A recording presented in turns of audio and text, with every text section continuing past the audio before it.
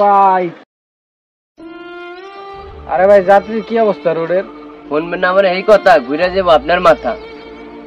কেন ভাই কি হয়েছে কোন একটু শুনি। আরে ভাই কই আমার কথা, জুড়াই মনের ব্যথা। এক ভাই আইলো আমার গাড়িতে, নাইমা গেল বাড়িতে। কইলাম ভাই ভাড়াটা একটু দিয়েন, কইলো ভাঙতি নাই, অন্য সময় নিয়েন। ও আচ্ছা এই কথা, তাহলে শুনেন আমার জ্বালা কপালে লাগে গেছে তালা। কপাল হয়েছে লটারি, 6 মাস না যাইতে চলে গেছে লটারি।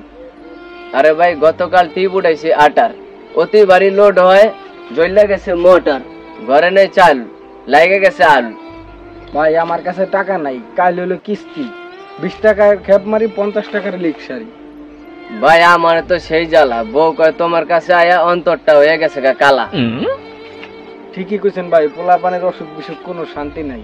বুঝতে পারছি ভাই, আপনার আমার একই জ্বালা, শোনার কেউ নাই, মনে বড় ব্যথা লাগে, তাই বললাম ভাই। চলেন এখন ভাই আমরা দুজন কাজে চলে যাই।